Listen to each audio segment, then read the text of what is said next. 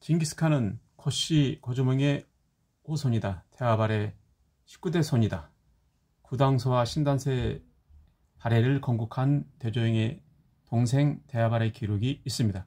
대조영은 고구려 왕족의 후예인 서자 가문으로 코시 대신 대시성으로 사용했습니다. 금사에서는 발해 왕족 대시 일족이 서북쪽으로 이주하여 몽골 초원으로 이동하여 몽골족과 혼인했다는 기록이 있습니다.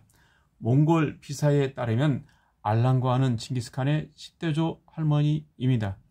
알랑과에게는 도분 메르겐이라는 남편이 있었습니다. 그들 사이에 3명의 아들을 낳게 된다고 하였습니다. 중국 사료에서는 알랑과를 알렁쾌라고 부릅니다. 고려와 말가로로 이름을 해석해보면 즉 아랑계, 즉 아란 집안의 귀인, 귀한 여인이라는 뜻입니다. 아랑과는 남편 도분을 고구려로 해석하면 도독, 즉 지방 관리를 뜻합니다. 즉 도분 메르겐은 도독 메르겐이라는 뜻입니다. 도독은 고구려나 발해의 황제인 명입니다. 알랑과가 후반기에 서북쪽으로 땅으로 이주했다는 기록이 납니다. 시기적으로 보면 926년 발해가 거란에 의해 멸망한 시기하고 일치합니다. 698년 대조영이 건국한 발해, 대조영은 고구려의 유민이었습니다. 고구려가 멸망 후 668년에 망했죠. 그 이후에 29년 그는 고구려의 유민과 말갈족 유민을 규합해 발해를 건국합니다. 상경, 중경, 동경, 남경, 서경을 둔 제국이 바로 발해입니다. 926년 거란의 침입으로 발해는 멸망하였습니다. 고구려 유민 대부분이 지배층이 북쪽으로 이주하였습니다. 926년 발해가 멸망하고 1162년 징기스칸이 탄생하기까지 약 236년간의 연대 차이가 있습니다. 한 세대를 25년에서 30년 정도로 보면 8에서 10세대 차이가 있습니다. 징기스칸이 10대로 알랑과를 말하는 것과 일치합니다. 징기스칸의 조상들이 아르카나쿤 지역에 살았습니다. 음성학적으로 아르카나는 압록강을 뜻하고 쿤은 일대 지역을 말합니다. 즉 징기스칸이 19대조는 바로 발해국 시조 대조영의 동생 대아발이었습니다. 타타르 모골 대전쟁에서 신라 당나라 연합군에게 발해는 크게 패하고 맙니다. 이때 북방의 땅을 신라에게 내어주게 됩니다. 바로 선대조 키앙과 네크즈 일행은 아무도 모르는 비밀스러운 장소로 피신하게 됩니다. 세월이 흘러 이들의 종족은 점차 번성하여 새로운 세력으로 성장하게 됩니다.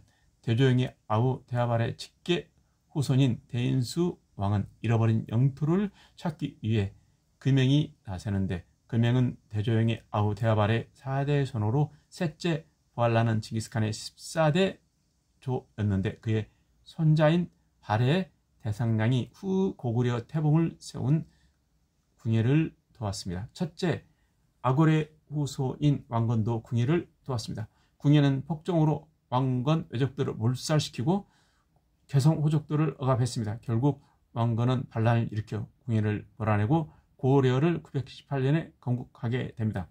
징기스칸의 14대초로 부할리는 왕건 반정 이후 북쪽의 발해 영토 쪽으로 피신하게 됩니다. 그러나 피신하게 된 이 발해가 926년에 거란에 멸망하고 나서 이들은 다시 북쪽 바이칼호 근처로 피신하게 됩니다. 바로 이 시기에 징기스칸의 10대조로 몽고의 어머니 알란과가 탄생하게 됩니다. 징기스칸의 15대 선조 발해 왕가인 서해 용왕 금행은 고려 금원 청나라의 선조인 것입니다. 금행에게는 아들이 3명 있었습니다. 첫째 아고레는 동쪽 신라와 대치했고 둘째 한보와 셋째 부할리는 북쪽 완항부의 지형에 들어갔습니다. 그 후 둘째는 한보의 7대 후손인 만한 아골타가 금나라의 시조가 되어 중원 북방을 지배하게 됩니다. 그들이 바로 여진족입니다. 셋째 부할라는 징기스칸의 14대조였는데 그의 손자인 발해 대상량이 후 고구려 태봉을 세운 궁예를 두었던 것입니다. 징기스칸의 가계 계보도를 보면 BC 277년 고구려를 세운 졸본 투르판에서 고주몽이 북부여를 세웁니다. 그리고 BC 232년 고구려 국호를 세운 여울천자가 있었고 그 이후 668년에 고구려가 바로 멸망하게 됩니다. 이 내용은 바로 삼국사기의 고려 비기에 따르면 가은충이가 이연에게 말하기를 고구려는 668년에 망하게 되는데, 즉 900년 후, 고구려 건국 후 900년 후에 망하게 된다. 그러니까 668년에 멸망한다는 내용이 나오고 있습니다. 이렇게 29년 후에 698년 대조영이 발해를 건국하고 200여 년간 강성하게 되는데 바로 동북과 해동 성국의 나라였습니다. 그런데 926년에 거란의 진입으로 발해는 멸망하게 됩니다. 대하발의 후손들은 몽골 초원으로 이때 피신하여 몽골족과 혼인하여 정착하게 됩니다. 그 후 200년 후 알란고아가 태어났습니다. 징기스칸의 10대조 할머니 알란고아가 태어났고 징기스칸은 1162년에 탄생하게 됐습니다.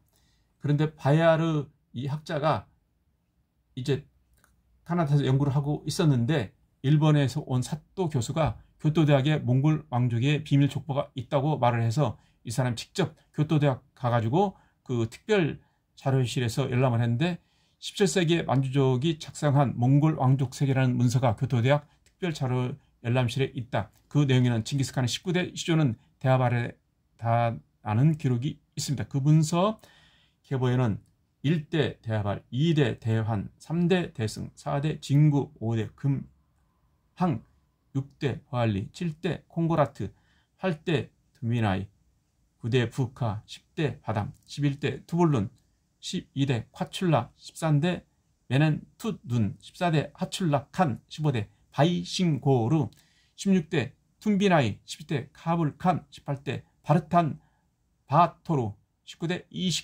에스게이, 20 테무친 징기스칸, 이렇게 1500년 전에 한국의 뿌리에서 갈라진 형제라는 결론이 나옵니다. 그래서 과학자들이 한국의 고씨와 대씨 DNA와 몽고 성씨를, 몽고의 사람들을 DNA를 조사한 결과 일치했다는 것이 밝혀졌습니다. 이렇게 한국계의 바로 갈래인 징기스칸의 내용을 살펴봤습니다.